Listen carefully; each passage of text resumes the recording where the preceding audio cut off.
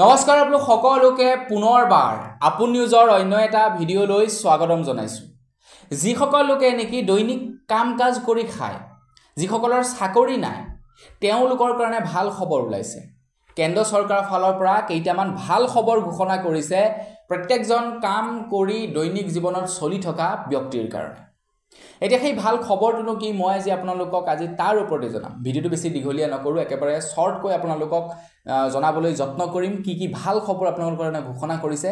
তো ভিডিঅ'টো প্ৰথমৰ পৰা শেষলৈকে চাই থাকিব।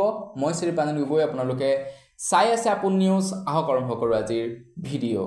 আগবাঢ়িছোঁ আজিৰ খবৰটোৰ ফালে। যদি আপোনাৰ বন্ধুৱেও কোনোবা এটা কোম্পানীত কাম কৰি আছে, ক'ৰবাত কিবা কাম কৰে, তো তেখেতলোকলৈ এই ভিডিঅ'টো পাৰিলে আপোনালোকে শ্বেয়াৰ কৰি দিব। এতিয়া এমপ্লয়মেণ্ট নিয়ম অনুসৰি এজন কাম কৰি খোৱা ব্যক্তিয়ে এদিনত মাত্ৰ 8 ঘণ্টা কাম কৰিব লাগে। মাত্ৰ এদিনত 8 ঘণ্টা কাম কৰিব লাগে এজন কাম কৰি খোৱা ব্যক্তিয়ে। সেয়া মিস্ত্ৰীয়ে হওক, বা সেয়া দোকানত কাম কৰা এমপ্লয়ীজনেই হওক, বা সেয়া কোনোবা এটা কোম্পানীত কাম কৰা ব্যক্তিয়ে হওক, বা সেয়া চৰকাৰী চাকৰিয়ালেই নহওক কিয়, এজন ব্যক্তিৰ 8 ঘণ্টা ৱৰ্ক টাইম থাকে। যদি 8 ঘণ্টাতকৈ বেছি কাম কৰিব লগা হয়, তেন্তে তেখেতক অভাৰ টাইম বা এক্সট্ৰা চেলেৰি দিব লাগে। কিন্তু প্ৰত্যেকটো কোম্পানীয়ে বা প্ৰত্যেকজন ব্যক্তিয়ে জানো এই নিয়মটো পালন কৰে?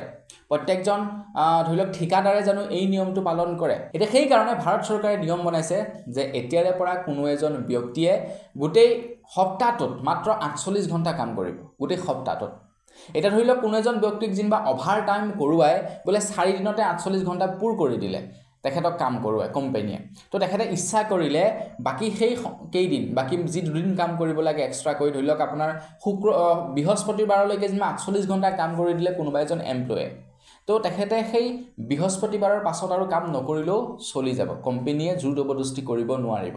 আৰু যদি কৰাব বিচাৰে কোম্পানীটোৱে, তেনেহ'লে অভাৰ টাইমৰ পইচা দিব লাগিব, বা তেওঁলোকৰ চেলেৰিত অভাৰ টাইমৰ বাবে দৰমহা বৃদ্ধি কৰি দিব লাগিব। এই কামটো কৰিব লাগিব বুলি জনাইছে। তাৰ লগে লগে বহু কোম্পানীয়ে কি কৰে, কোনো এজন এমপ্লয়ীক তেওঁলোকৰ ইঞ্চুৰেঞ্চ প্ৰদান নকৰে। কাম কৰি থকাৰ অৱস্থাত যদি কিবা এটা দুৰ্ঘটনা হয়, তেওঁলোকক ইঞ্চুৰেঞ্চ নিদিয়ে, মেডিকেল ক্লেইম নিদিয়ে। এতিয়া বহুতো এনেকুৱা বৰ্তমান সময়ত কাম কৰি থকা ডেলিভাৰী বয় আছে, যিবিলাকে ৰিস্ক লৈ বাইক চলাই মাল ডেলিভাৰ কৰে, কিন্তু তেওঁলোকক ইঞ্চুৰেঞ্চ নিদিয়ে, তেওঁলোকক PFৰ পইচা নিদিয়ে। তেওঁলোকক কয় যে তোমালোক হৈছা কণ্টেক্সুৱেল কামত কাম কৰা মানুহ, গতিকে তোমালোক যদি মৰিও যোৱা সেইটোত ৰিস্ক নাই, তোমালোকৰ মেডিকেল ক্লেইম নাই, তোমালোকে ইঞ্চুৰেঞ্চ নোপোৱা।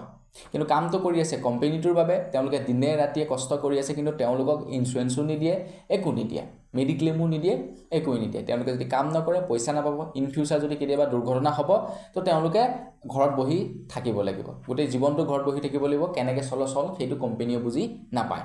বৰ্তমান সময়ত প্ৰায়বিলাক কোম্পানীত সেই একেই কথা। এতিয়া সেইবিলাকৰ ওপৰত লক্ষ্য ৰাখি কি কৰিছে আপোনাৰ ভাৰত চৰকাৰে, কি কৰিছে যে নহ'ব, এতিয়াৰে পৰা প্ৰত্যেকটো কোম্পানীয়ে ইঞ্চুৰেঞ্চ প্ৰদান কৰিব লাগিব প্ৰত্যেকজন এমপ্লয়ীক, আৰু তাৰ লগে লগে তেওঁলোকক মেডিক্লেইম দিব লাগিব, হেল্থ ইঞ্চুৰেঞ্চ প্ৰদান কৰিব লাগিব। আপুনি যদি কাম কৰি থকাৰ অৱস্থাত আপোনাৰ দুৰ্ঘটনা হয়, আপোনাৰ বেমাৰ আজাৰ হয়, সেই টকা কোম্পানীয়ে পৰিশোধ কৰিব লাগিব। আৰু কোম্পানীয়ে যদি আপোনাৰ সেই টকা পৰিশোধ নকৰে, তেনেহ'লে কোম্পানীৰ ওপৰত লিগেল একশ্যন ল'ব পাৰিব বুলি জনাইছে। আৰু বহু কোম্পানীয়ে আকৌ কি কৰে, আপোনাৰ কাম কৰোৱাৰ আগতে কোনো এজন ব্যক্তিক আপোনাৰ এগ্ৰিমেণ্ট কৰি লয় যে এইবিলাক বস্তু নাপাব, কিন্তু সেইবিলাক ছিষ্টেম নচলিব এতিয়াৰ পৰা। মেডিক্লেইম বা ইঞ্চুৰেঞ্চ তেওঁলোকক দিবই লাগিব বুলি জনাইছে। তাৰ লগতে আকৌ জনাইছে যে আপোনালোকৰ যদি PF আছে বা EPFৰ একাউণ্ট আছে, কোম্পানীসমূহে কি কৰে, আপোনালোকৰ দৰমহাৰ পৰা এটা অংশ কাটি PFত জমা কৰি থয়, যাতে আপোনালোকে ইন ফিউচাৰ গৈ আপোনালোকে পেঞ্চন হিচাপে লাভ কৰিব পাৰে, বা ধৰি লওক আপোনাৰ প্ৰয়োজন অনুপাতে সেই পইচাটো যাতে আপোনালোকে উলিয়াব পাৰে। তাৰ কাৰণে কোম্পানীসমূহে কি কৰে, তেওঁলোকক PFৰ পইচা এটা জমা কৰি ৰাখি যায়। এতিয়া PFৰ পইচাটো কি হয়, গোটেই চেলেৰিটোৰ পৰা আপোনাৰ 12-13% মান পইচাহে কাটি জমা কৰে। কিন্তু এতিয়াৰে পৰা কি কৰিব, আপোনালোকৰ ইচ্ছা অনুসৰি আপোনালোকে জমা কৰিব পাৰিব PFত। বোলে আপোনালোকৰ দৰমহা 10,000, আপুনি ইচ্ছা কৰিলে বোলে 5,000 টকাই মই জমা কৰি যাম প্ৰত্যেক মাহে, 5,000 টকা আপোনাৰ একাউণ্টৰ পৰা কাটি জমা হৈ যাব। আগতে 10,000 টকা চেলেৰি হ'লে হয়তো 12,000 বা 11,000 টকা জমা হয়, কিন্তু এতিয়াৰে পৰা 10,000 টকা যদি আপোনালোকে ইচ্ছা কৰে যে মই 5,000 টকাই জমা কৰিম, 5,000 টকা জমা কৰি যাব পাৰিব বুলি জনাইছে ভাৰত চৰকাৰৰ ফালৰ পৰা। তো নতুনকৈ যিবিলাক নেকি এমপ্লয় আছে বা যিবিলাকে নেকি কাম কৰি আছে তেওঁলোকৰ কাৰণে এই নিয়মকেইটা বনাইছে, তেওঁলোকৰ জীৱন সুৰক্ষাৰ বাবে এই নিয়মকেইটা বনাইছে। তো জানি কেনেকুৱা লাগিলে নিয়মকেইটাৰ সন্দৰ্ভত কমেণ্ট এটা কৰি জনাবচোন।